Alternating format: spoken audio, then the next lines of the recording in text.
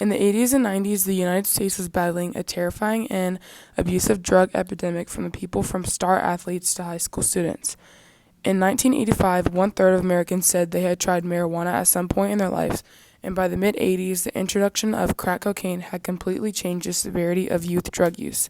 Teenagers' use of drugs like cocaine, methamphetamine, marijuana, and ecstasy were rapidly being present in their behavior and in many research studies. In the early 1980s, the Vernonia School District in Oregon noticed a sharp increase in student drug use and disciplinary referrals. Teachers noticed many students acting out and often acting aggressive. This led to many initial measures to ensure drug use was not predominant in the student behavior. The school district started with offering special classes, speakers, and drug effect presentations in an attempt to deter drug use, but it wasn't very effective. Next, they brought in drug dogs in an attempt to catch students using drugs on campus. But again, it was still not successful, and drug use was still extremely predominant in many students. Not only was the Vernonia High School dealing with apparent drug abuse, but schools all over the country were dealing with the teenage drug war. The First Lady, Nancy Reagan, was seen on many classrooms, televisions all over the nation with her Just Say No campaign. With concern of the effects of drugs for student athletes, the Vernonia School District created the Student Athlete Drug Policy. This policy stated that all students wishing to play sports must obtain a written consent of their parents as well as sign to a random urinary drug test if they wanted to participate. James Action, a then 7th grader, had an intention to play flag football for one of his district's grade schools. James was denied participation because him and his parents refused to sign the testing consent forms that allowed the school district to randomly drug test all the student athletes. The Action family argued that the student-athlete drug policy implemented by the Vernonia School District was unconstitutional and violated the Fourth Amendment of the U.S. Constitution, which forbade the government from conducting reasonable search and seizures, and filed a lawsuit against the district. The case introduced a controversial question: Does random drug testing in high schools violate the Fourth Amendment's reasonable search and seizures clause? The Supreme Court argued the case on March 28, 1995. The justices stated that student athletes have lesser expectations of privacy than their peers who are not athletes, and that the board's policy was to keep the students safe from drugs and their negative effects.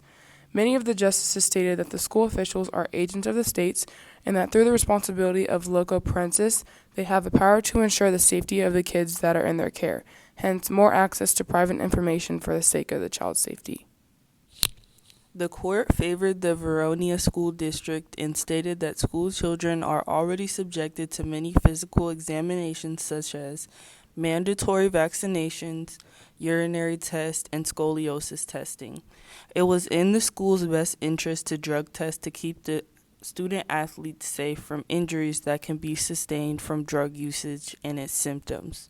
It was also revealed that the Acton family had previously given the school a urine test for a mandatory physical, so the court saw this as an example of hypocrisy.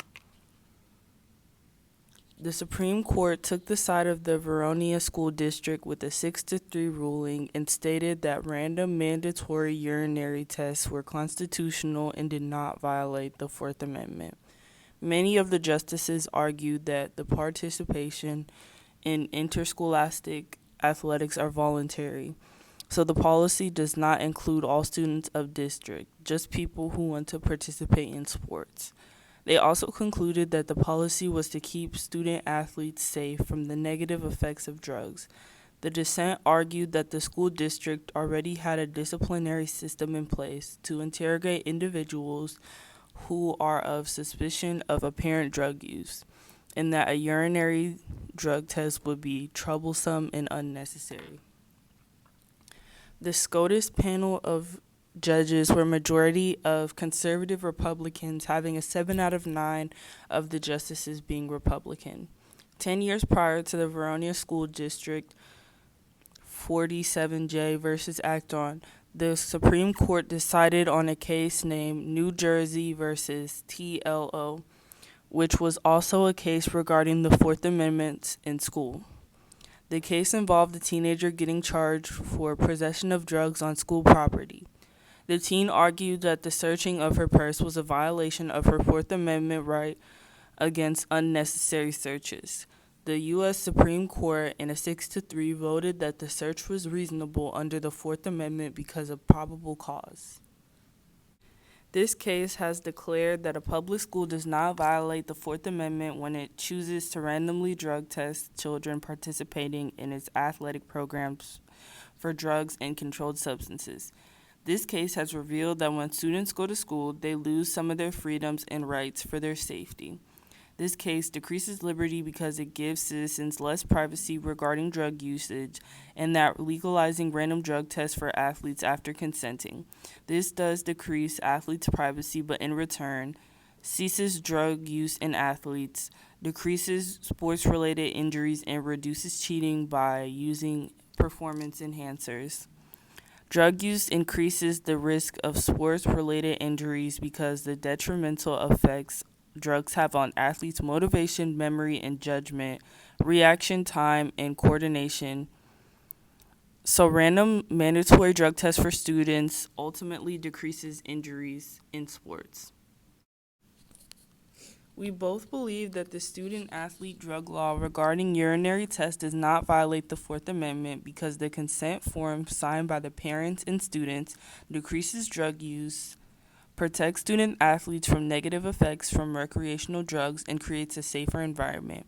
I agree with the court's decision to pass the law allowing drug testing because it will keep student-athletes safe from injuries inhibited by drug effects that will affect the students' athletic performance.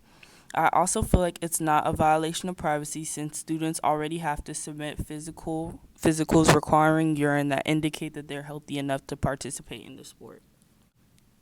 I think the Verania School District was right to make the drug test mandatory because participating in sports is a choice. It's not mandatory, so if the students want to participate, they need to sign and agree to the policy. The policy also is just looking out for the students' health. Drug use has thousands of studies that have exposed the negative effects of it, so if protecting students' lives has to decrease their freedom and rights just a little, we should be able to take that chance.